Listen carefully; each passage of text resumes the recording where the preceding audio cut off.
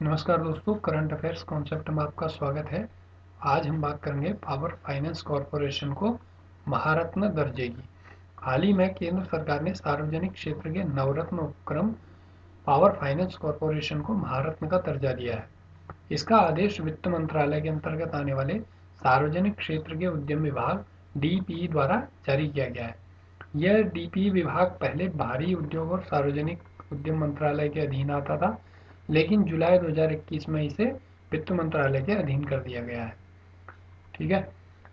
PFC महारत्न दर्जा पाने वाली देश की 11वीं पीएससी बन गई है। पीएससी यानी कि पब्लिक सेक्टर एंटरप्राइज। यह सरकारी गैर बैंकिंग वित्तीय कंपनी है, यानी कि सार्वजनिक क्षेत्र की जो है नॉन बैंकिंग फाइनेंशियल कॉरपोरेशन है, कंपनी है, सॉरी, जो विद्युत क्षेत्र की कंपनियों को ऋण प्रदान करती है। इससे पहले अक्टूबर 2019 में सार्वजनिक क्षेत्र की जो नवरत्न कंपनियां हैं, हिंदुस्तान पेट्रोलियम कॉरपोरेशन लिमिटेड और पावर ग्रिड कॉरपोरेशन लिमिटेड को महारत्न का दर्जा दिया गया था 2019 में, और अब दिया गया है किसको? पीएफसी को। तो पीएफसी की स्थापना 1986 में हुई थी। यह जो है ऊर्जा मंत्रालय भारत सरकार के नियंत्रण में काम करती है। इसके अध्यक्ष और प्रबंध निदेशक आर एस ढिल्लो हैं। महारत्न दर्जा क्या होता है, इस बारे में अगर हम बात करें तो दरअसल जो ये महारत्न, नवरत्न और मिनी रत्न है, इनको देने के पीछे जो ये पब्लिक सेक्टर एंटरप्राइज है, इनको स्वायत्तता देने की संकल्पना है।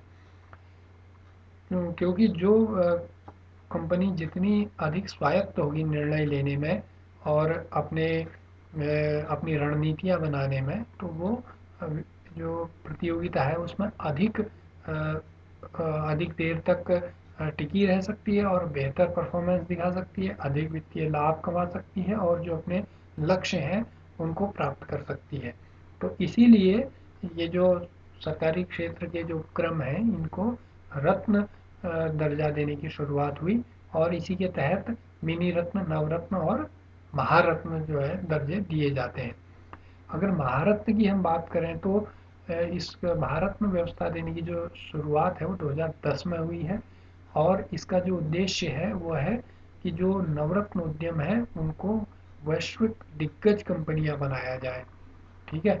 और सार्वजनिक क्षेत्र के जो केंद्रीय उपक्रम थे उनको स्वायत्तता देने के लिए नवरत्न दर्जा प्रदान करने की जो व्यवस्था थी वो जुलाई 1997 में शुरू की गई थी। इसका उद्देश्य तब निश्चित किया गया था कि केंद्रीय उपक्रमों को अपने कारोबार का विस्तार करने तथा विश्व की बड़ी कंपनी के रूप में उभरने में समर्थ बनाना है। यानी कि नवरत्न का जो उद्देश्य है वो विश्व की बड़ी कंपनी के रूप में उभरने में समर्थ बनाना है, और महारत्न का क्या उद्देश्य है? जो नवरत्न उद्यम है उनको वैश्विक दिग्गज बनाने का इसका उद्देश्य है।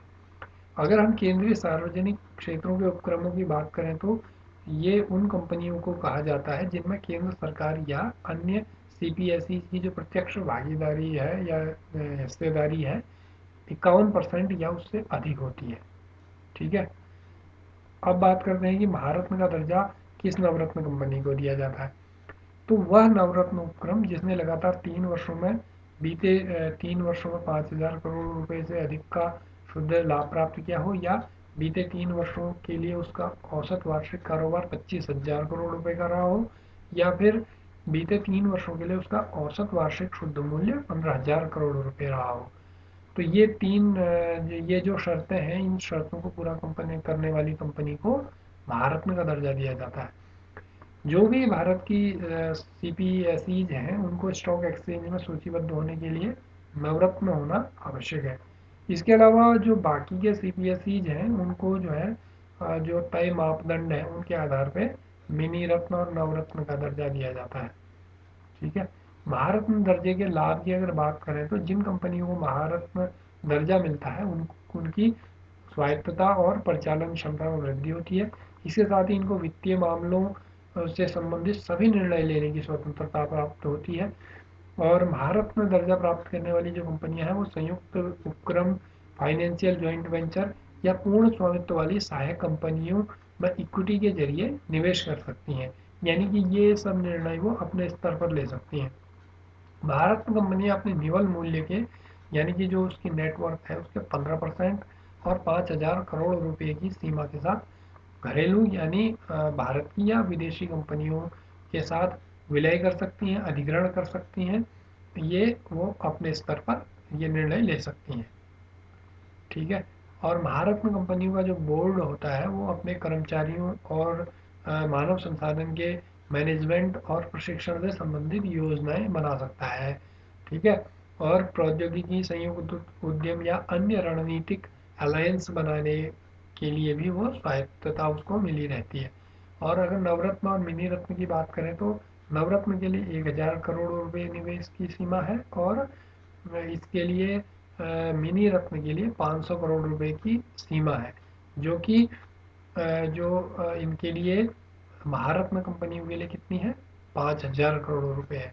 और नवरत्न के लिए 1,000 करोड़ रुपए और मिनी रत्न के लिए 500 करोड़ रुपए, ये उनको स्वायत्तता मिलती है। अब बात करते हैं कि पीएफसी जो पावर फाइनेंस कॉरपोरेशन है उसको महारत्न देने का सरकार के लिए क्या महत्व है। सरकार के लिए इसका महत्व जानने के लिए हम जो केंद्रीय ऊर्जा और नवीन और नवीकरणीय ऊर्जा मंत्री हैं आर के सिंह, उनके स्टेटमेंट पे गौर करते हैं। उन्होंने कहा है कि पीएफसी को बिजली क्षेत्र के लिए प्रतिस्पर्धी वित्त पोषण करने में सक्षम बनाएगी महारत्न का दर्जा उसको देने से। और इससे क्या होगा कि जो सरकार का विजन है सभी के लिए 24/7 सस्ती और विश्वसनीय बिजली, इसको प्राप्त करने में जो है महत्वपूर्ण भूमिका मिलेगी। और ये कैसे मिलेगी, क्योंकि इसको और अधिक स्वायत्तता मिलेगी पीएफसी को, तो जिससे वो और अधिक क्षमता के साथ निवेश करेगी और जिससे जो हमारे भारत की जो विद्युत उत्पादन क्षमता है उसमें वृद्धि होगी। उसमें वृद्धि होगी तो सभी के लिए जो 24 घंटे सातों दिन जो बिजली है सस्ती और विश्वसनीय बिजली वो उपलब्ध हो सकेगी। इसके अलावा भारत सरकार की जो ये राष्ट्रीय अवसंरचना पाइपलाइन है, नेशनल इंफ्रास्ट्रक्चर पाइपलाइन, इसके वित्त पोषण का जो सरकार का एजेंडा है उसमें भी ये मदद करेगी, क्योंकि ये भी इंफ्रास्ट्रक्चर को ही बढ़ावा दे रही है पीएफसी भी। इसके साथ ही जो भारत सरकार का एक और लक्ष्य है कि 2030 तक 40% हरित ऊर्जा की जो राष्ट्रीय प्रतिबद्धता है, यानी कि जो हमारा अभी कुल विद्युत उत्पादन है उसका 40% सरकार चाहती है कि 2030 तक वो हरित ऊर्जा से प्राप्त हो। तो इसमें जो निवेश करना होगा तो उसमें भी पीएफसी को महारत्न दर्जा देने का जो है महत्व दिखाई देता है, क्योंकि उसका जो कुल परिव्यय जो लगभग है वो 3 लाख करोड़ रुपए से अधिक का होगा और इसमें पीएफसी बड़ी भूमिका निभाएगी। अगर हम बात करते हैं अब ये जो महारत्न, नवरत्न और मिनी रत्न है, ये कौन कौन सी कंपनियां हैं और कितनी है। तो फिलहाल भारत में 11 महारत्न कंपनी है, 13 नवरत्न है और 73 मिनी रत्न है। ये मिनी रत्न दोनों एक साथ कंबाइंड है, एक और श्रेणी 1 और 2।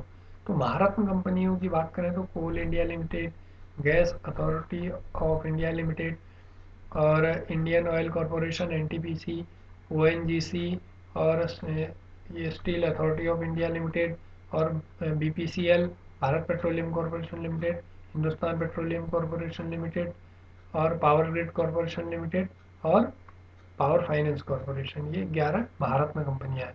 अब अगर नवरत्न कंपनियों की बात करें तो Bharat electronics limited, container corporation of India limited यानी Concor, engineers India limited, Hindustan aeronautics limited, Mahanagar telephone Nigam limited MTNL, national aluminium company limited Nalco और national building construction corporation limited, national mineral development corporation limited, Neyveli lignite corporation limited, oil India limited और Rashtriya Ispat Nigam limited, rural electrification corporation limited और shipping corporation of India limited, ये आपकी 13 जो है नवरत्न कंपनियां हैं।